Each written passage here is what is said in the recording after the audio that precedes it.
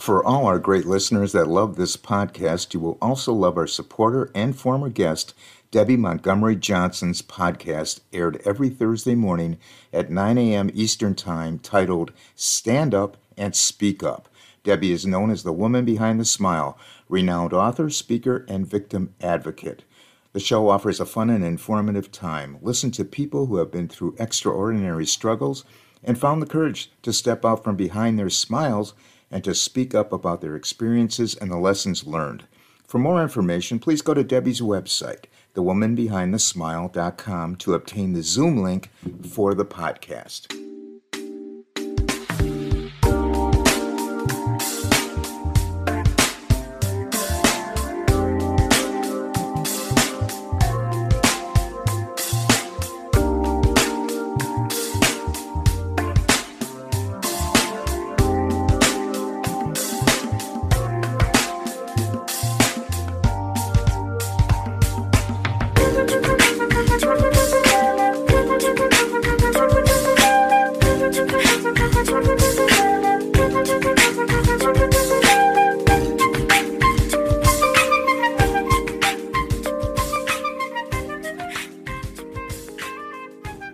Welcome, everyone, to It's a Wrap with Rap. I am your host, Ron Rappaport. This podcast features people who have overcome life's challenges and adversities, people who can inspire, motivate, and educate us on an assortment of topics. We are so happy to have as our guest today, David Page, two-time Emmy winner, the creator of the television show Diners, Drive-Ins, and Dives that changed the world of food television, and now he's an author. David is a longtime journalist, network news producer with 2 decades of foreign and domestic service with ABC and NBC News, who transitioned to food television and then books. David has gone around all over the United States, capturing the stories behind the people and places in the foods we consume, and compiled all that into a book titled Food Americana. Welcome, David, to the podcast. Hey, Ron, thanks for having me. It's an honor to have you, really. We're so glad to have you. Hey, let's backtrack, David, for a little while. Please tell us about your career at the networks, ABC, NBC, and some interesting investigative and foreign reporting topics you covered. Okay, I had always wanted to be in broadcasting. I picked my high school. I went as a day student to a prep school because it had a student-run radio station. And I was of the age where I was inspired by Woodward and Bernstein, blah, blah, blah, blah, blah. So I started chasing jobs all across the country as soon as I was of college age, and actually never finished college because I went to school to study, drink, chase women, and be on the radio. And it turned out I only had time for 3 of the 4. So I followed radio jobs from Oklahoma City to Wichita and in Wichita, I got into TV as an investigative reporter, followed jobs to Atlanta and Houston, and then got picked up as a producer by NBC. They moved me to Chicago. I worked there a couple of years, and then they asked me to go to Europe. So I went to London and then moved to Frankfurt and then to Budapest, initially covering Europe, Africa, and the Middle East. And I went to Budapest because we knew that the fall of communism was imminent. And it was Hungary was the most Western of the East Bloc countries. You could drive to Vienna and buy toilet paper. So we opened a bureau in Budapest, and then I covered all of the communist revolutions. I walked through the wall the night it opened. Had me a fine time, literally covering some of the biggest stories on the face of the earth. Moved back to the States, became a show producer, first at NBC with a partner. I created the weekend editions of the Today Show. Then I went to ABC, where first I was an investigative producer. Then I was the senior investigative producer for 2020. Then I was senior producer / line producer of Good Morning America, which means once every 3 weeks, subject to the executive producer, the show was mine. which was terrific, except basically I got 12 hours of sleep in that week. I moved on from there, ended up opening my own production company, and eventually, after starving for a while, managed to sell diners, drive-ins, and dives. And that's my life in a nutshell. So thanks for stopping by, and I'm out of here. So being based in places such as London, Frankfurt, and Budapest, and traveling Europe, Africa, and the Middle East, you developed a passion for some of the world's most incredible foods. Now, share with us some of the most memorable food experiences while you were on assignment. Well, sure. The thing about food and cultures is that, look, I had never expected to be sent overseas. I was as xenophobic as any American. They called me up one day. They said, "You want to move to London?" I said, "Huh." I got over there and realized I was being sent to country after country I really knew nothing about. And I pretty quickly figured out that food was a gateway to cultures, that it told you a tremendous amount about the history, mindset, even geography of different countries, and that sharing foods with folks in their own countries was a way to establish communication, to learn more about the place. Memorable meals, sure. The first time I ever had couscous, I was in a tent waiting to interview Muammar Gaddafi. As it turns out, serving the journalists there, couscous was a way of killing time because old Mo wasn't going to show that night. Although I did interview him later in the wreckage of his bombed out house after the United States military blew it up. That was a fascinating experience. Had a remarkable meal in Luxembourg. We had gone there. Every year there's a NATO summit. All the NATO countries get together in some place. And it is the most boring story you can ever be assigned to cover. What's worse than covering it is being sent to do the preview story. There's gonna be a summit. So when I got asked to do the preview story, I said to my correspondent, Mike Betcher, I said, let's try to do this better. What's the smallest army in NATO? It turns out the smallest army in NATO at the time, I guess it's probably still true, was Luxembourg.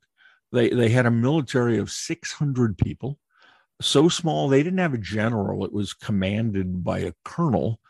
The Minister of Defense, as it turns out, was also the agriculture minister, so that when we went to do our preview story focusing on the military in Luxembourg, among other things, we joined him on the dairy float during some annual parade as he threw those little containers of milk to the crowd.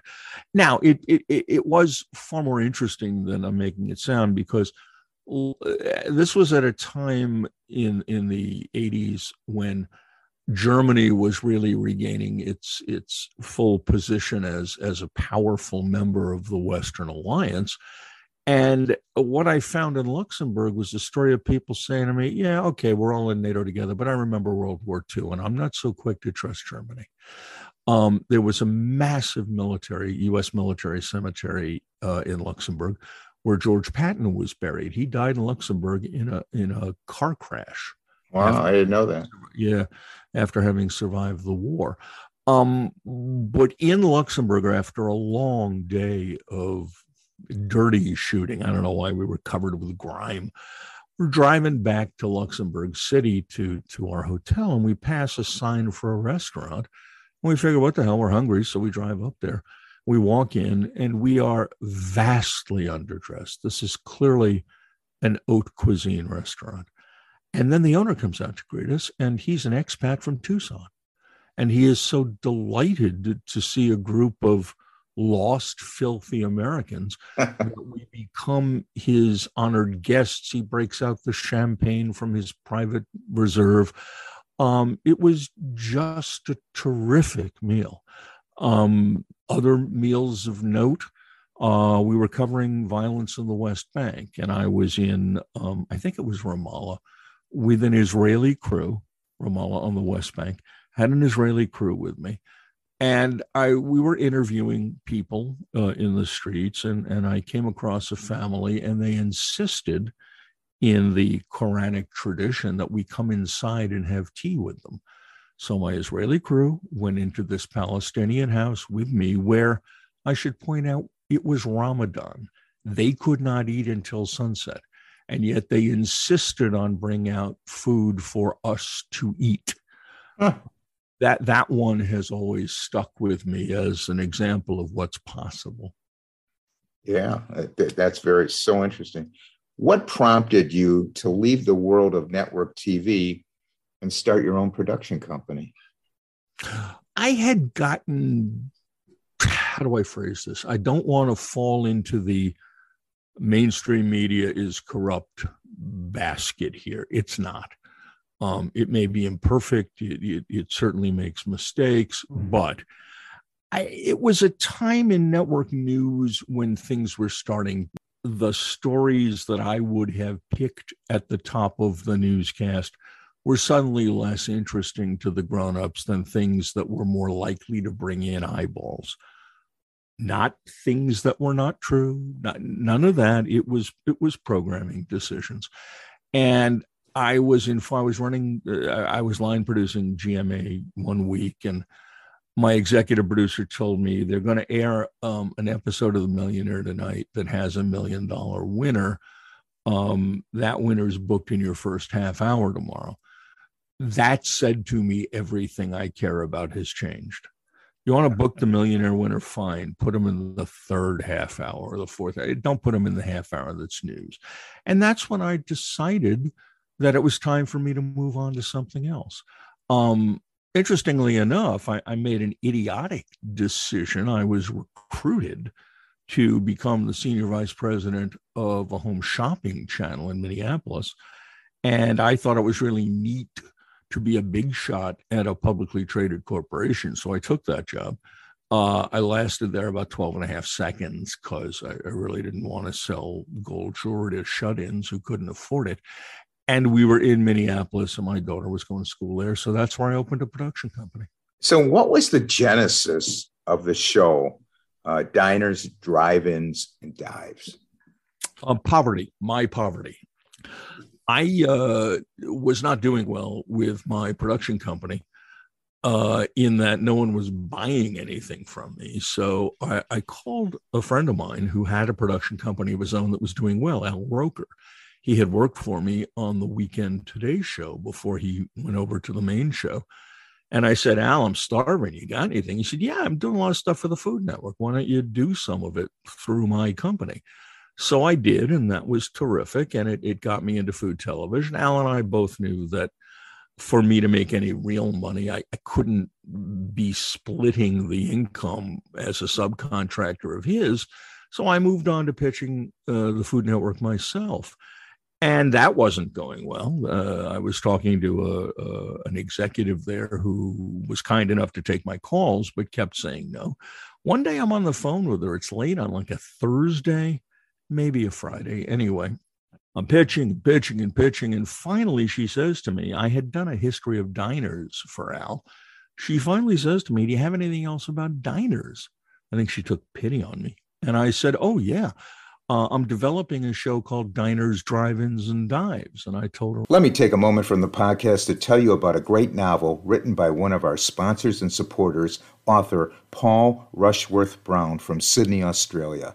Paul became a writer in 2015 when he embarked on a 6-month project to produce a written family history for his children. Through his research, he developed a passion for writing, and Red Winter Journey is the sequel to his first novel, Skullduggery, a written portrait of the way his ancestors lived. Red Winter Journey has been nominated for the 2022 New South Wales Premier's Literature Award and is also up for the 2022 Best Indie Book Award in the United Kingdom. Come along on this historical, fictional, adventurous, and mysterious journey that twists, turns, and surprises until the very end. If you like history, adventure, and intrigue with a dash of spirited love, then you will be engrossed in this tale of a peasant family getting caught up in the ravages of the English Civil War in 1642. A young man, Tommy Rushworth, tries to stay alive after being absconded into the Parliamentary Army and taken off to war. Thomas Rushworth Sr. is racing against time to save his son from imminent death in a war he wanted no part of. I read this novel, and believe me when I tell you it keeps the reader on edge, surprising the reader with twists, turns, and mystery, all the while painting a vivid picture that places you in the time and in the place of all the action. Once I started reading this novel, I found it difficult to put it down. The comical crudeness of the writing mirrors times when peasants were a lowly, uneducated, rough lot, but this only adds to this realistic and vibrant tale. Reading this novel, one can immerse themselves with this factually accurate tale and discover the more colorful, candid details of what it may have been to live in this rebellious time. This historical fiction novel was told the way it should be. Paul's research was spectacular and really places the reader into the time of the English Civil War, a time many are not aware of and will find it so interesting to read about. The author brings the realism of history to one's imagination with little effort. Besides making a great read, this book would also make a great gift. Paul is becoming one of Australia's established new authors. The book, Red Winter Journey, is available in paperback and Kindle format through Amazon, Barnes & Noble, and other fine retailers. All the information regarding the book, Red Winter Journey, and Skullduggery will be listed in the podcast notes. All about it. And she said, that sounds really good. Get me a write-up on Monday. We have a development meeting on Tuesday. I hung up. And on the one hand, I was delighted because it's the first thing she expressed an interest in. On the other hand, I had just pulled that name out of thin air. I was not developing a show called Diners, Drive-Ins, and Dives. Everything I had told her was BS. So you just came out of your mouth? Or some other body part. But yeah, it just popped out. And I spent the weekend calling around the country back when people used phones to talk to people on, and dug up enough to put together a 1 hour show proposal because she had asked for a 1 hour special. And I sent it to her on Monday, and they met on Tuesday. And shortly thereafter, they commissioned a 1 hour special called Diners, Drive-Ins, and Dives. Now, what's interesting about that is they were not looking at that as a series. What they had was Guy Fieri had won their Food Network Star Contest. This was early in the life. It was the second year they did it. And they still thought that contest would create future stars for them. In fact, Guy is the only one who ever came out of it as a star. But they were all excited about getting him on the air in prime time. They figured my special would help keep him in front of the public while they figured out which big deal production company to do a primetime series with. They had a couple of them propose shows, and it turned out they didn't like anything that had been proposed. So kind of because they had no choice, they bought a short first season of Diners, not expecting it to work. In fact, when we first got on the air and the first couple of weeks went well, one of the executives warned me. He said, okay, this is all terrific and you may get a couple of seasons out of it, but we don't think it has legs. There are just not enough restaurants for this to be a long-term viable show. I did the first 11 seasons. They're now in season 40 something. So I guess it turned out viable. That's for sure. Yeah. Can you explain to us what you call the Americanization of food? Yeah. After my interest in food was really stoked in Europe, and then through Diners, I took a close look at what Americans eat. I came up with a question, which is there an American cuisine? And that was the genesis of the book, Food Americana. And after a couple of years of research, I came to the conclusion that A, there is an American cuisine. B, just as America is a melting pot for an amalgam of countries and cultures, we built a cuisine out of the foods of other countries and cultures that we adopted generally when immigrants brought those foods here. But then we changed them, we evolved them. We made them based on our tastes and on available product into an Americanized version of something. That gets to the whole authenticity debate. You'll go to a Chinese American restaurant and some schnorrer in the crowd will complain that he's been to China and this isn't Chinese food. Well, no, it's not Chinese food. It's Chinese American food, Right. which is a cuisine of its own. Just as heaping bowls of pasta covered in sauce that's full of meat is nothing you'll ever get in Italy. It is Italian American cuisine. And we've done that to a variety of cuisines. In my view, to be part of American cuisine, it has to be a foodway that is on everyone's tip of the tongue every day as something that maybe I'll have today, which is why Chinese and sushi and pizza and bagels qualify when, in my view, Thai food and Bolivian food, for example, do not. They're available in much of America. There have been concerted movements to make them part of our overall cuisine, or Vietnamese food for that matter, but they haven't caught on in an everyday, everywhere way. Why do you think Americans love fast food? Well, a number of reasons. Fast food came to be as our way of life became fast. Fast food really, it started in the 1920s with White Castle. We can certainly back up and discuss that if you'd like, but the expansion of fast food across America was post-World War II, when white Americans were feeling flush with money and opportunity. The situation certainly did not apply to minorities.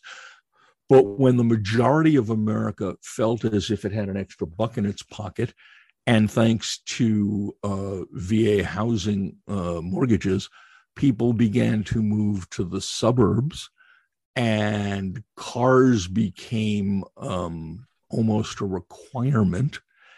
And people started driving to and from work, and people started taking vacations via car across the country. The concept of pulling into a place, getting a bag of food and moving on became the American thing. Now, there are far more complex chemical reasons why we eat so much fast food.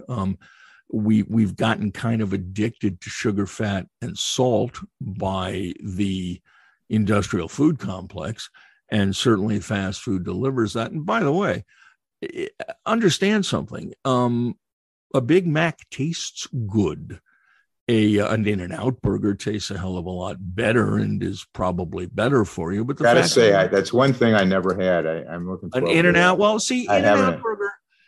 First of all, it's made from fresh beef. Now, I in my book point out that by the time you've got everything under condiments, you're not going to taste the difference between fresh beef and frozen, but it makes it cool. And like Coors beer used to be, you can't get it in the East, which makes it more attractive, but it's a damn fine, messy drive-through burger. And when you get it animal style, which is with lettuce and, quote, special sauce, which falls out all over you while you eat it on the hood of your car, it's a delightful thing.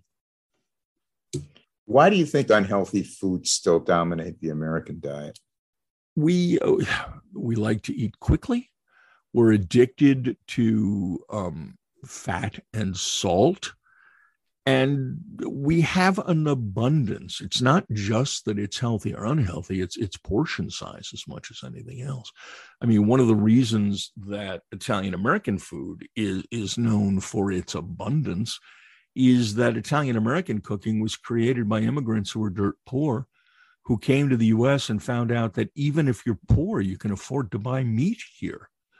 And all of a sudden, an abundanza, and a meat on the table became a sign of living the good life.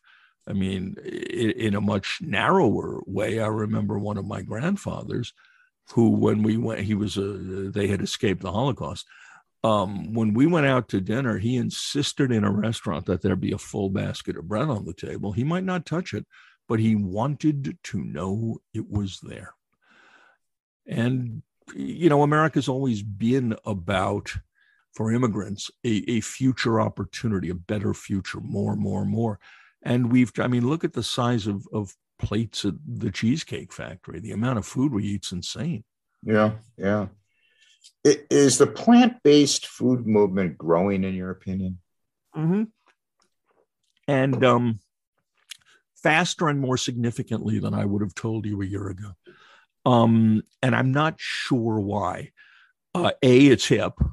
There's an awful lot of people, for example, claiming that they have celiac who don't. But anyway, it is here to stay. Is it saving the earth from industrial farming? I don't know. Is it better for the world, since no one can tell you yet what the carbon impact of these highly processed vegetable products is? I don't know. Is it significant enough to have an impact on the food industry in general? Yes, it is. Okay, good answer.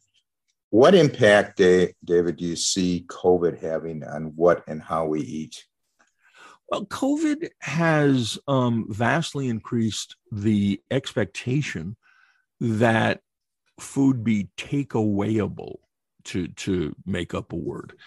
Many places that used to offer a drive-in lane have now changed their architectural models to have 2 drive-in lanes. Many restaurants that would never have thought of making food available to go now do so. There's been an increase in ghost kitchens, which is restaurants in name only that have no physical plant that people can come and sit in, which is not good for people who want to work in the food industry. Although, while those picked up significantly during the height of the pandemic, they're not doing as well as people would have expected. But the bottom line is, menus have gotten smaller. Restaurants are operating leaner. Fewer employees are making money in the restaurant business, and much more food is going home. So let's talk about your book, Food Americana. Oh, sorry. No, it's my daughter just got her master's from Columbia. I'll be paying that off forever. So let's sell some books. Okay, let's talk about the book, Food Americana, your book, which, by the way, is a great read for anybody that loves food and who doesn't. Thank you. What was the impetus for you to start writing the book? Was there a certain dish or food that sparked your interest in the history of American cuisine?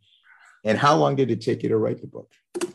A number of questions there. The impetus was, every few years I change careers.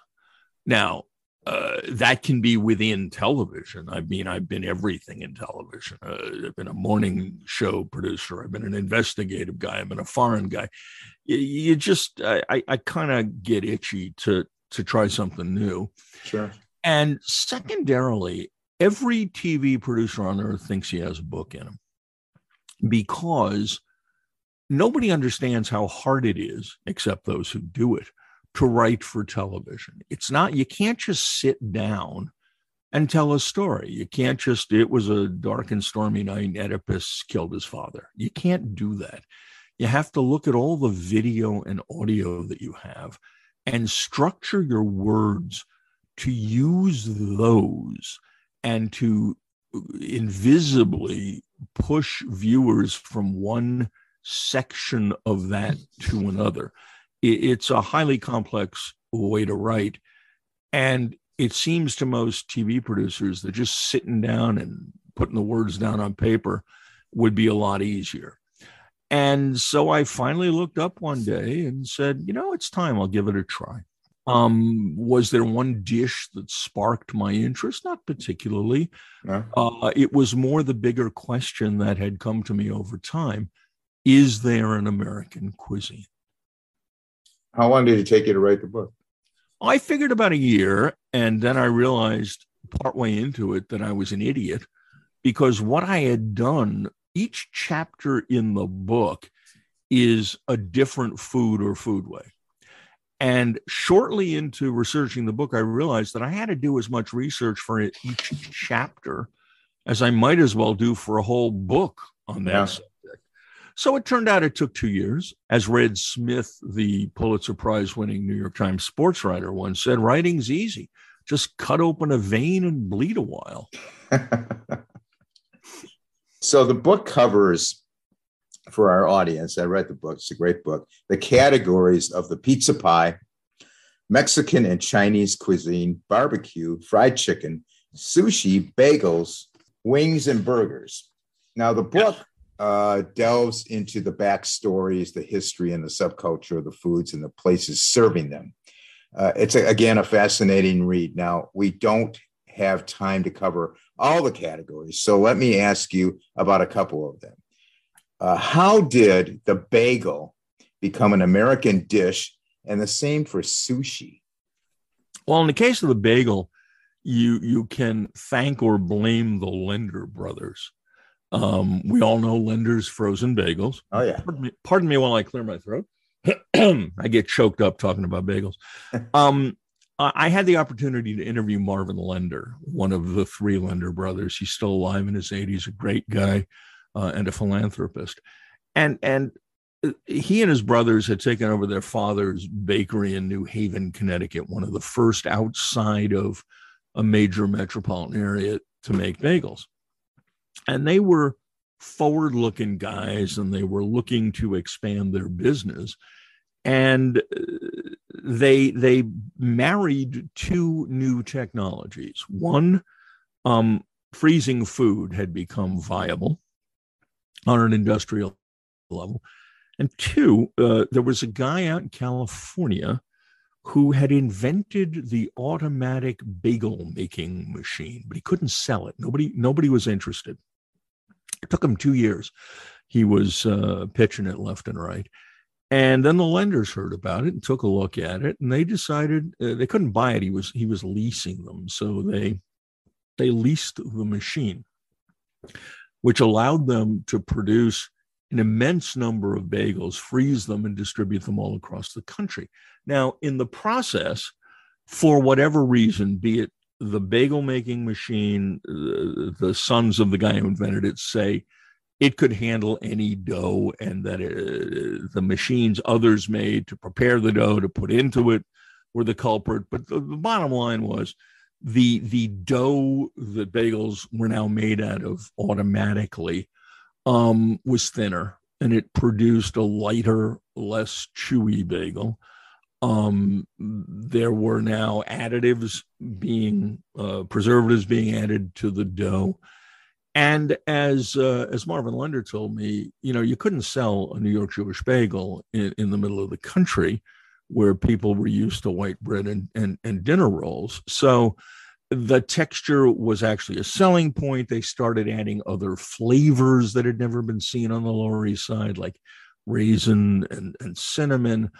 And that's what made the bagel attractive to America. Again, as we became increasingly a grab-and-go society, you can eat a bagel with one hand while you're driving your car.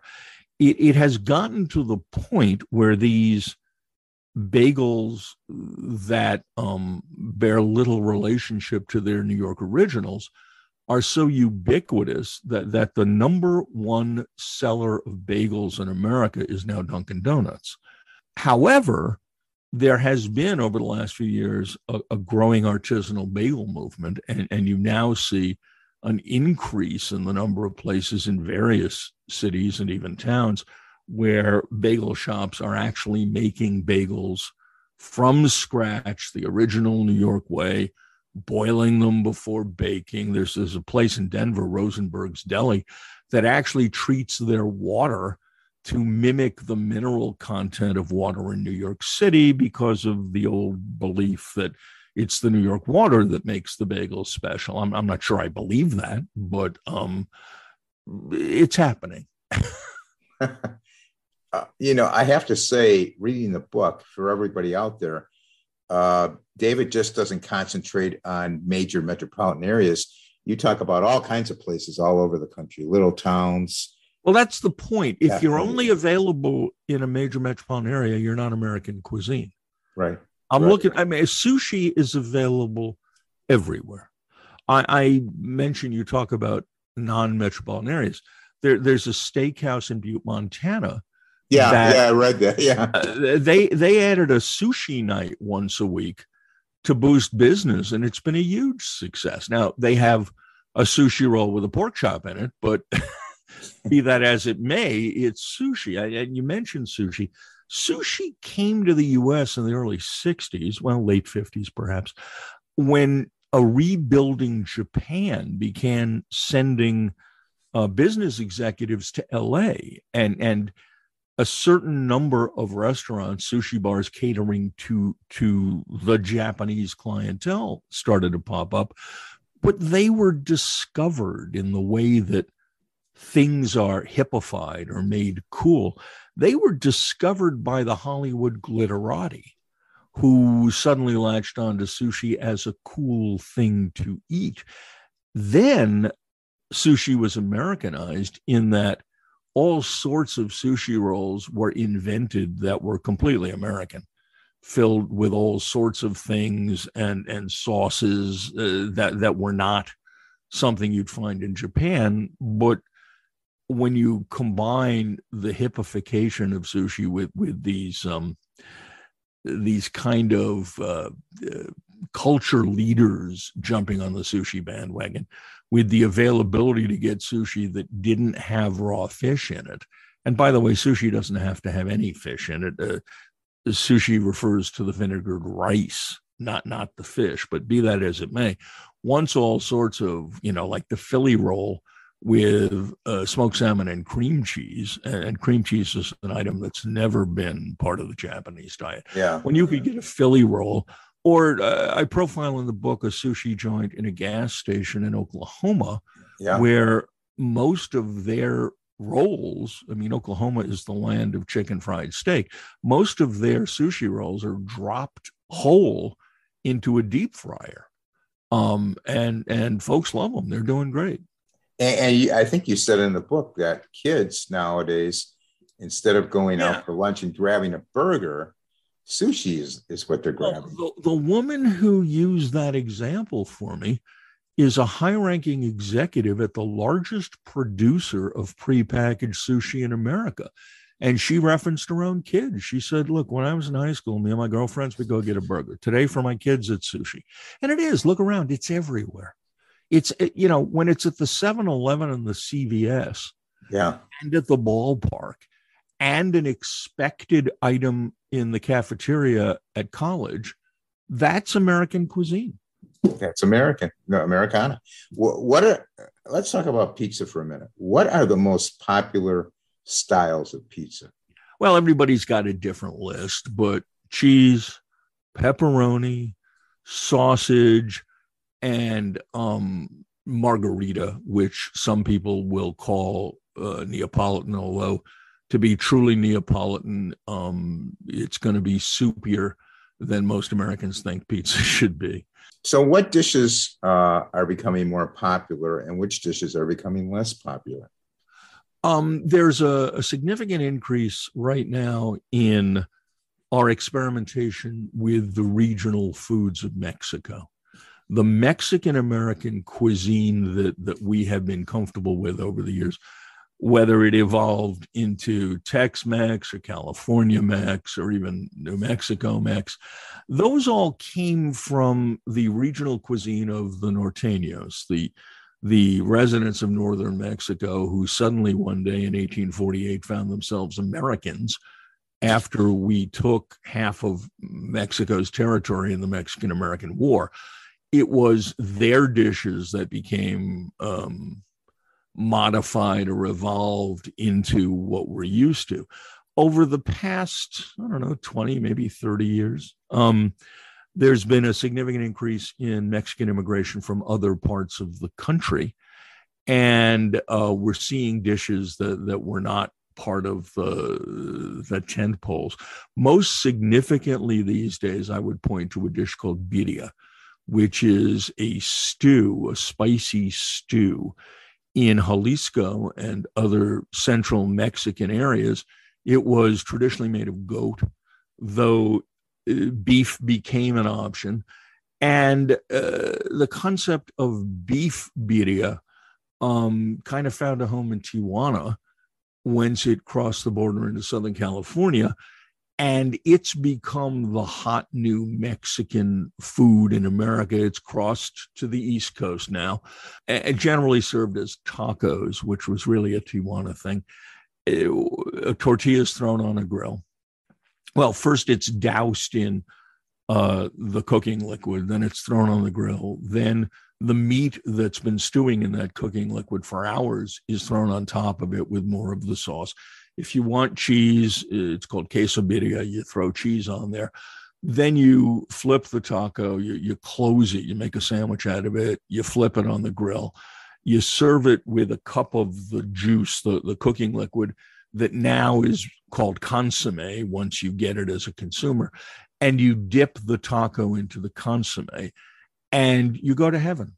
It is one of the greatest things ever on the face of the earth since the beginning of time, and well worth driving 90 minutes to Philadelphia for me to get at a truck on the street.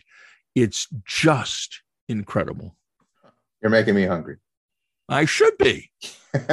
What food do you think is becoming less popular? Some of the old Chinese dishes. I mean, it's certainly hard to find chop suey or chow mein these days. That's true. Even though chop suey is the Chinese dish that first launched the Chinese food craze in America.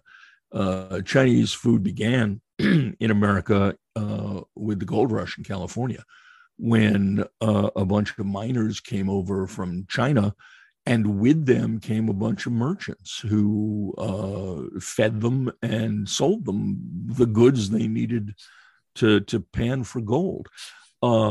As non-Chinese began trying these restaurants, the restaurant owners pretty quickly figured out what Americans would eat, and more importantly, what they would not. And they came up with a dish called chop suey. Now, there's long been a historical debate. Is chop suey really a Chinese dish, or was it invented here out of whole cloth?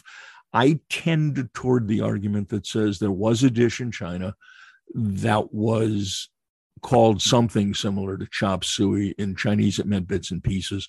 That was body parts, offal, entrails, mixed in with vegetables.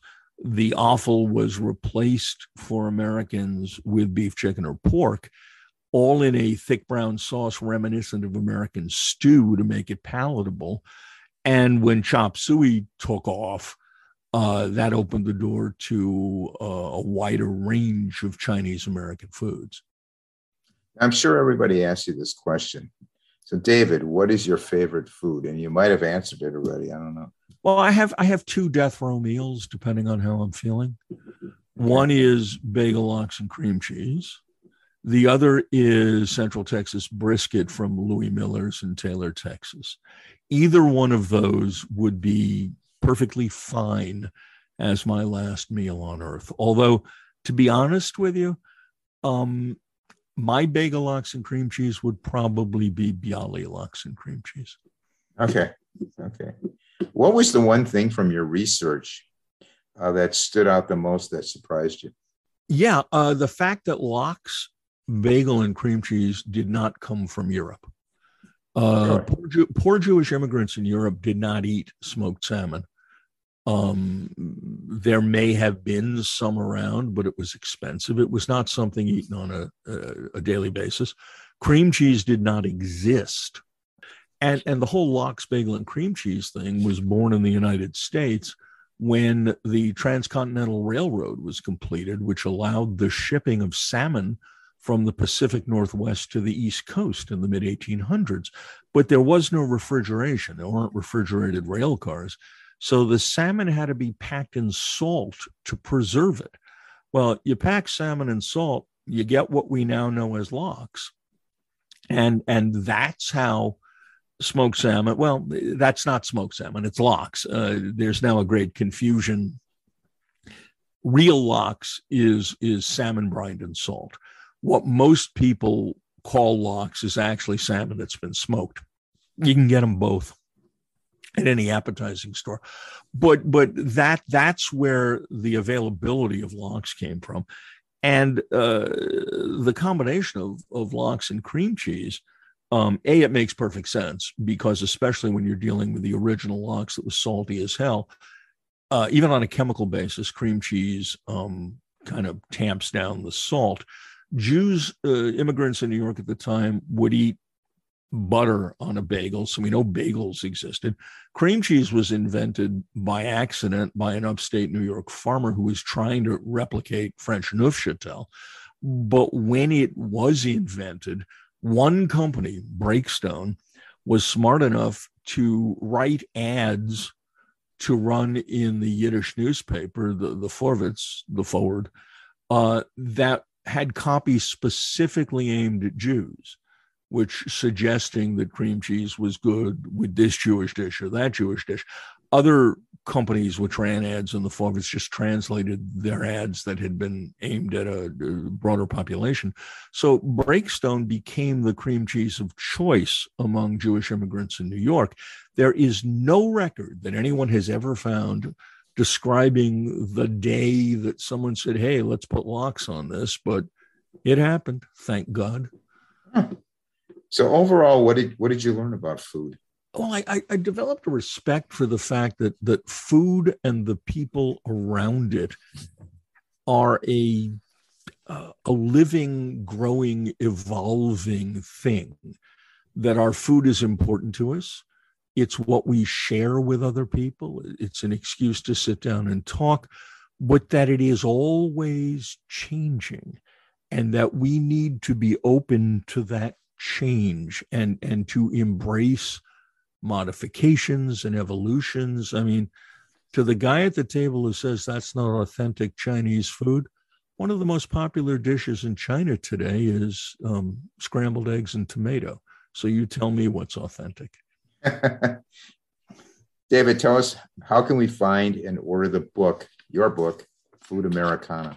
You can order the book online at any one that sells books, Target, Walmart, Barnes and Noble, although I would send you first and foremost to Amazon, because their statistics about sales are the most helpful to an author. But if you don't want to buy it on Amazon, just go to any place you buy books and it's there. You can contact me via the Food Americana Facebook or Instagram accounts. I answer messages. I like to talk to people. I like to answer questions. So please feel free to get in touch. Okay, so they can get in touch with you if they desire, Instagram and Facebook. Do you have any plans in the works for the future? Any new books coming out, or anything going on? I have a couple of things going on. I'm working on a book with the working title of Eating While Standing, which is about the foods you don't sit down and get served. Everything from baseball stadiums to hot dog carts to food trucks to breakfast sandwiches. That's in the works. And because you always want to do more than one thing at the same time, I recently started a syndicated radio show that has nothing to do with food. It's called Martini Music with David Page.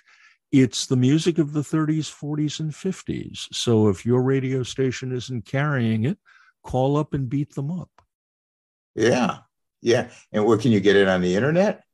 No, this is a syndicated radio show. You have to beat your local station up to buy it. Okay. I want to thank you, David, for being on the podcast and sharing all your incredible work. And I wish you nothing but success going forward. For those who have comments and suggestions for the podcast, you can email me at itsarapwithrap@gmail.com. We have a Facebook page and group. Our group is growing very nicely. It's in the thousands now. It's a Rap with Rap. We're on Instagram. It's a Rap with Rap podcast. And all the episodes are on YouTube. It's a Rap with Rap, the podcast uncut. And of course, you can get them all on our website. It's a rapwithrap.com. I want to thank everyone for listening. Please stay safe out there. And for now, it's a wrap.